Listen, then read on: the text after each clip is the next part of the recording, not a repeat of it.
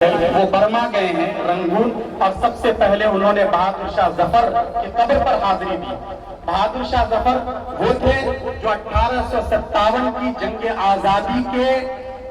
ایک طرح سے سربراہ اعلیٰ تھے، انہی کی قیادت میں یہ جنگ لڑی گئی ہے۔ ان کی بادشاہت کا بار بار اعلان کر کے یہ جنگ لڑی گئی ہے، اور اس جنگ میں 29,000 دیش کے واسیوں نے اپنے جان کا نذرانہ پیش کیا، جن میں 24,000 مسلمان تھے، 5,000 برادران وطن تھے۔ لیکن اس کے بعد بھی یہ سنکھیا دونوں طرف سے بڑھتی رہی ہے، اور یہ جو لڑائی لڑی گئی ہے بہادر شاہ ظفر کی قیادت میں، سب سے پہلے سبھاش چندر بوس ان کی قبر پر گئے ہیں، اور انہوں نے کہا کہ مجھے اس قبر والے نے آواز دی ہے، اور انہوں نے جو دیش کی آزادی کے لیے جھنڈا بنایا تھا، اس جھنڈے کے بیچ میں اس شیر کا نشان تھا جو شیر سلطان ٹیپو شہید کا تھا، اور انہوں نے کہا کہ بہادر شاہ ظفر کی قبر نے مجھے آواز دی ہے اور اس شیر والے نے مجھے پکارا ہے، اس لیے دیش کی آزادی کے لیے میں جب تک جان میں خون کا آخری قطرہ موجود ہے میں اس کے لیے ہر طرح کی کوشش کرتا رہوں گا۔ اور اس کے بعد جب انہوں نے چندے کا اعلان کیا ہے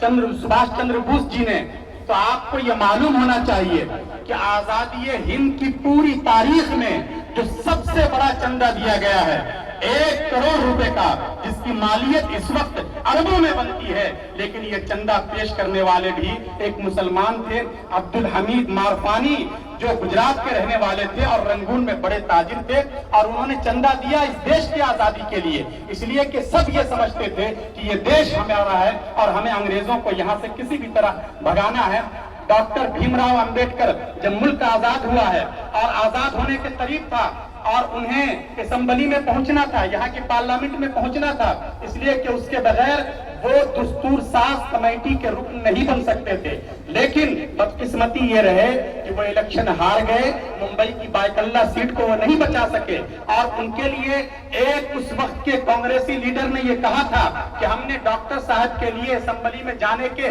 سارے دروازے بند کر دیے، بلکہ ساری کھڑکیاں بھی بند کر دی ہیں، لیکن یہ مسلمان تھے، بنگال کے مسلمان نے ان کو آفر کیا، اور وہاں کی جو کھلنا سیٹ ہے، کھلنا سیٹ کے جو ایم ایل اے تھے، انہوں نے اپنی سیٹ سے استعفیٰ دیا اور ان کو کہا کہ آپ یہاں سے الیکشن لڑیے۔ چنانچہ ڈاکٹر امبیڈکر صاحب الیکشن لڑے اور مسلمانوں کی اس سیٹ پر اکثریت تھی، انہوں نے جی جان لگا کر ڈاکٹر صاحب کو جتایا اور اس طرح انہیں اس اسمبلی میں پہنچایا، جس اسمبلی میں ڈاکٹر صاحب نے اس وقت کا جو کانسٹیٹیوشن ہے اور اس وقت کا جو آئین ہے وہ مرتب کیا ہے۔ تو یہ مسلمانوں نے جو یکجہتی کا اور بھائی چارے کا پیغام دیا ہے، یہ ہر جگہ پر رہا ہے۔ یہ جو ہم سوچتے ہیں کہ مسلمانوں کی ایک بڑی تعداد پاکستان چلی گئی، ظاہر ہے کہ ایک تعداد تھی، لیکن مسلمانوں کی اکثریت نے یہی رہنا، یہی مرنا اور یہی جینے کا فیصلہ کیا تھا، اور اپنے اس فیصلے پر وہ آخری دم تک قائم رہے۔ ابھی ایک ریٹائر ہوئے TCA راگھون جو بیوروکریٹ سے تعلق رکھتے ہیں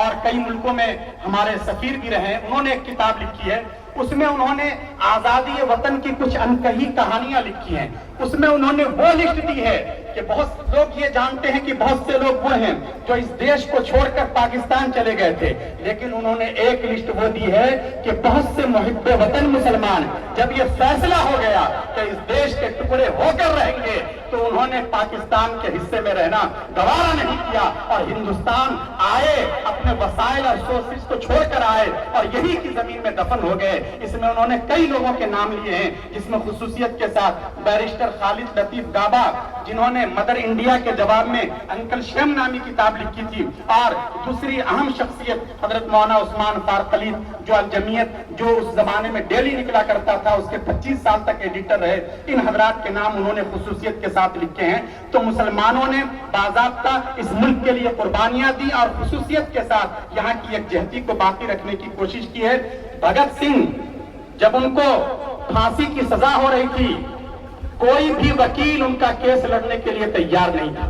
انگریزوں نے ڈر کا اور بھے کا ایسا ماحول بنا دیا تھا کہ کوئی ان کا کیس لینے کے لیے تیار نہیں تھا۔ یہ بیرسٹر آصف علی تھے جو اس میدان میں اترے اور انہوں نے بھگت سنگھ کا کیس لڑا ہے، اور بیرسٹر آصف علی جو بعد میں امریکہ میں سفیر بھی رہے۔ اور اس کے بعد ہوا یہ کہ جو جج اس کیس کی سنوائی کر رہے تھے اس میں 3 جج تھے، 2 انگریز تھے اور 1 انڈین تھے، وہ یہی سہارنپور کے رہنے والے تھے، آغا حیدر علی۔ آغا حیدر علی نے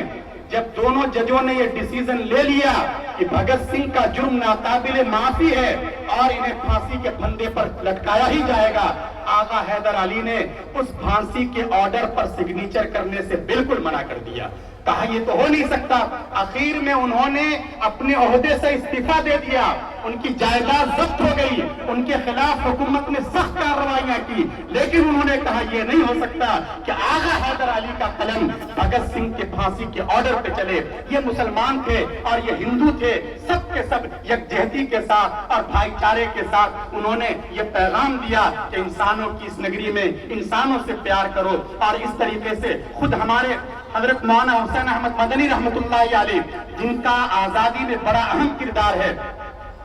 جب دیش آزاد ہوا ہے 1953 میں پدم بھوشن ایوارڈ کے لیے ان کو آفر کیا گیا۔ حضرت مولانا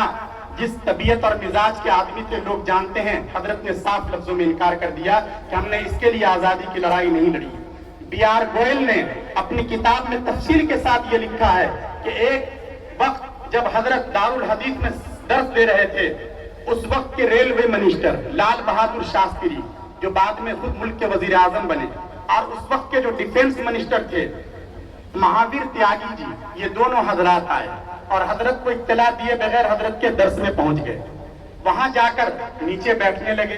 ظاہر ہے کہ یہ بڑے لوگ تھے، حضرت نے ان کا اکرام کیا اور ان کو یہ کہا کہ آپ ہماری مسلک پر ہمارے برابر میں آ جائیں۔ لیکن اس وقت لال بہادر شاستری نے ایک بات کہی تھی حضرت سے کہ حضرت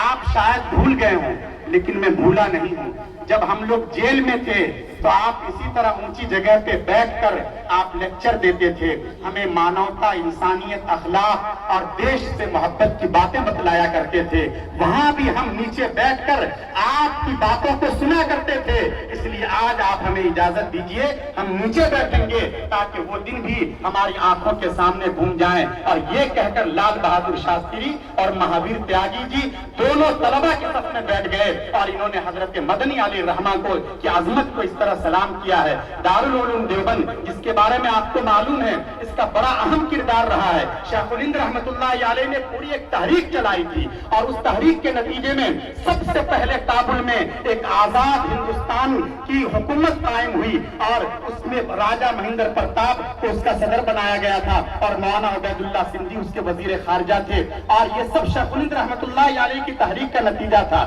حضرت مدنی علیہ الرحمہ نے جو جدوجہد آزادی کے لیے اپنی قربانیاں پیش کی ہیں، آج ان کا تذکرہ کر کے اور ان کو یاد کر کے ہر ایک کا خون تازہ ہو جاتا ہے۔ کراچی کا خالق دنیا ہال آج بھی موجود ہے، وہاں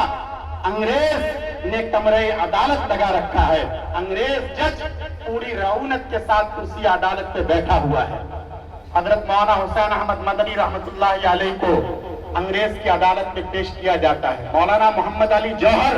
جو ہندوستان کی آزادی کے مایہ ناز سپوت تھے اور جنہوں نے لندن کی گول میز کانفرنس میں یہ قسم کھا لی تھی کہ میں غلام ملک میں واپس نہیں جا سکتا، اگر آپ مجھے ملک کی آزادی نہیں دے سکتے تو آپ اپنی سرزمین میں دفن ہونے کے لیے 2 گز زمین دے دیجئے۔ قدرت نے ان کی اس خواہش کی لاج رکھی اور ہندوستان پہنچنے سے پہلے فلسطین کی مقدس سرزمین پر ہمیشہ کے لیے آسودہ خواب ہوئے۔ وہ مولانا محمد علی جوہر آگے بڑھے اور حضرت مدنی سے عرض کیا کہ حضرت ذرا ہیلے اور تدبیر سے کام لے لیجئے گا، قوم کو آپ کی بہت ضرورت ہے۔ حضرت مدنی انگریز جج کے سامنے کھڑے ہوئے، جج نے پورے کڑک لہجے میں کہا، ملزم حسین احمد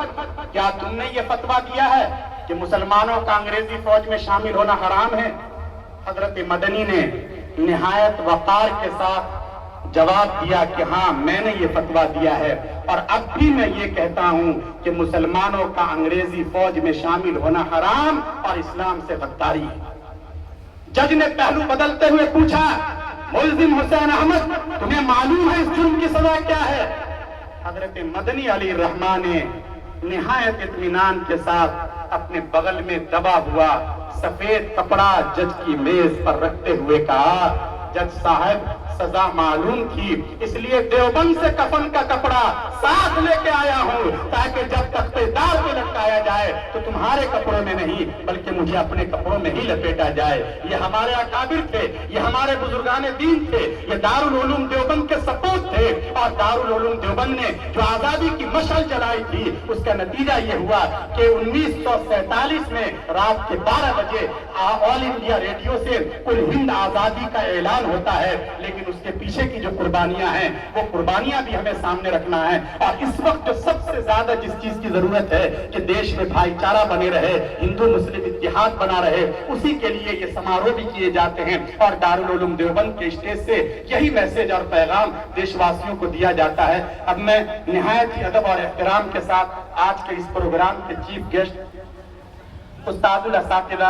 हजरत मौलाना सैयद अरशद मदनी दामत बरकातुहुल आलिया, जो दारुल उलूम देवबंद के प्रिंसिपल भी हैं और जमीयत उलमा हिंद के सदर आले कद्र भी हैं, मैं हजरत वाला से गुजारिश करूंगा कि हजरत वाला इस खास मौके पर अपने पैगाम से सामईन को मुस्तफ़ीद फरमाएं।